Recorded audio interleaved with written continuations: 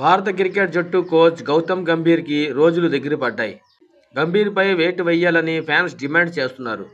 కోచ్గా గంభీర్ దారుణంగా విఫలమయ్యాడని ఫ్యాన్స్ మండిపడుతున్నారు.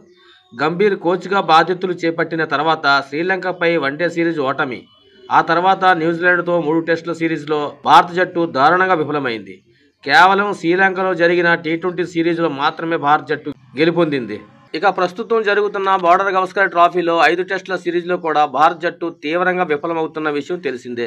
ప్రస్తుతం బోర్డర్ గవస్కర్ ట్రోఫీలో 2-1 తేడాతో భారత జట్టు వెనకబడి ఉంది.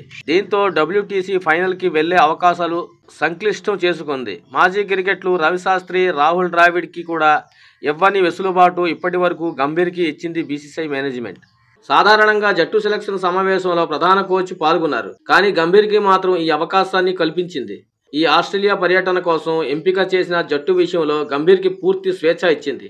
కానీ ఇప్పుడు గంభీర్ కోచ్గా విఫలమయ్యాడనే విమర్శలు వినిపిస్తున్నాయి.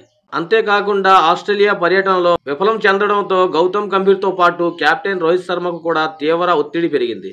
ఈ నేపథ్యంలో గంభీర్ని కేవలం టీ20 వన్డేలకు మాత్రమే కోచ్గా కొనసాగిస్తూ టెస్టులకు స్పెషలిస్ట్ కోచ్ను నియమిస్తే బాగుంటుందని అభిప్రాయాలు వ్యక్తం అవుతున్నాయి. భారత జట్టు మాజీ ఆటగాడిగా ఓపెనర్గా గౌతమ్ గంభీర్కి విశేషమైన అనుభవం ఉంది.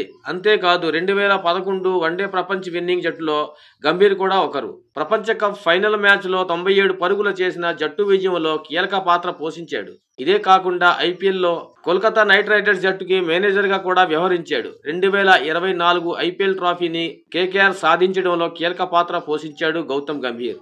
అయితే ఈ అనుభవం అంతా ఇండియా టీంకు ఉపయోగపడుతుందని BCCIతో పాటు క్రికెట్ అభిమానులు భావించారు.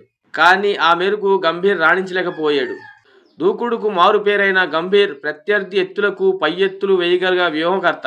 అతడిని ప్రధాన కోచ్గా నియమించగానే అభిమానులతో పాటు విశ్లేషకులు కూడా ఆనందం వ్యక్తం చేశారు. కానీ ఇప్పుడు భారత జట్టు వరుసగా విఫలం కావడంతో అతడిని కోచ్ పదవి నుంచి తొలగించాలని డిమాండ్ వినిపిస్తుంది. ఇన్ఫర్మేషన్ నచ్చితే ఒక లైక్ చేయండి, అలాగే ఛానల్ సబ్స్క్రైబ్ చేసుకోండి ఫ్రెండ్స్. Thank you.